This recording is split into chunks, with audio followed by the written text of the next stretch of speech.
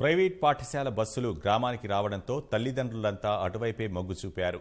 సరిపడా విద్యార్థుల సంఖ్య లేకపోవడంతో గుడిలాంటి సర్కార్ బడి మూతపడే పరిస్థితి వచ్చింది. కానీ గ్రామస్తులు సంకల్ప బలంతో బడిని బతికించుకున్నారు. అందరూ ఏకతాటిపైకి వచ్చి అత్యాధునిక మౌలిక సదుపాయాలతో ప్రైవేటును తలదన్నే పాఠశాలగా తీర్చిదిద్దారు. మూతపడే స్థితి నుంచి డిజిటల్ పాఠశాలగా ఎదిగిన వేంపల్లి సర్కార్ బడి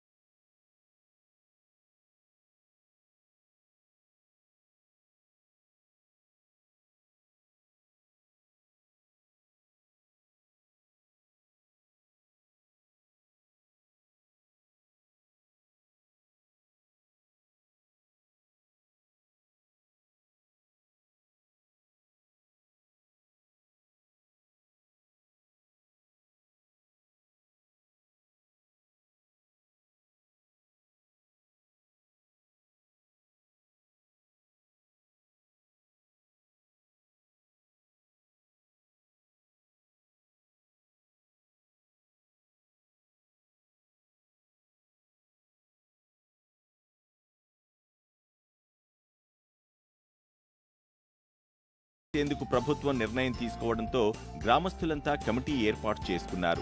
ఊళ్ళోకి ప్రైవేట్ పాఠశాల బస్సులు రావద్దని తీర్మానిస్తూ తీసుకున్న నిర్ణయం ఆ పాఠశాల రూపురేఖలు మార్చేసింది. ప్రతి కుటుంబం నుంచి 1000 చొప్పున నిధులు సేకరించి 3 లక్షలతో మూల నిధిని ఏర్పాటు చేశారు. బడికి కావలసిన మౌలిక వసతులన్నీ కల్పించారు. బ్లాక్ బోర్డుల స్థానంలో గ్రీన్ బోర్డులు, పిల్లలు ఆడుకునేందుకు క్రీడా సామాగ్రి, ఏకరూప దుస్తులు ఇలా ఒక్కో వసతి కల్పిస్తూ వెళ్లారు.